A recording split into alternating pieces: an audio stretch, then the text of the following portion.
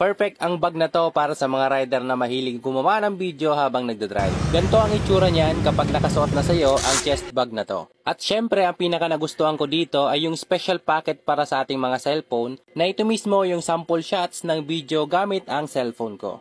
Usagi Vlogger Chest Bag version 2 ang pangalan nitong bag na ginagamit ko. Naka-magic tape yung lock nito para hindi maalog yung cellphone mo at hindi mahulog. Nakapix po yan dyan, safe na safe, at mas recommended po ito kaysa sa mga cellphone holder na nakakabit dyan sa motor nito. Ang iniwasan kasi natin dito ay ang posibleng pagkasira ng camera ng cellphone mo dahil sa vibrate ng motor nito. Ngayon ipapakita ko naman sa iyo yung mga extra packet sa loob ng bag na to. Meron itong 3 bulsa sa loob at ito yung itsura ng dalawa. Kasi yan yung cellphone mo, pwede mo dyan ilagay yung mga card mo or cash na dala mo. Kasya din sa bag na to yung wallet mo na mahaba at depende na sa iyo kung ano yung mga gamit na ilalagay mo dito. Ito naman yung pangatlong bulsa sa loob nitong bag, meron itong zipper kaya organized dito lahat ng gamit na ilalagay mo. Dahil sa napaka-useful ang bag na to, araw-araw po ay sold out lagi ang bag na to. Kaya kapag nakita mo na mayroong yellow basket sa baba nitong video, i-click mo na yan para makapag-order ka agad.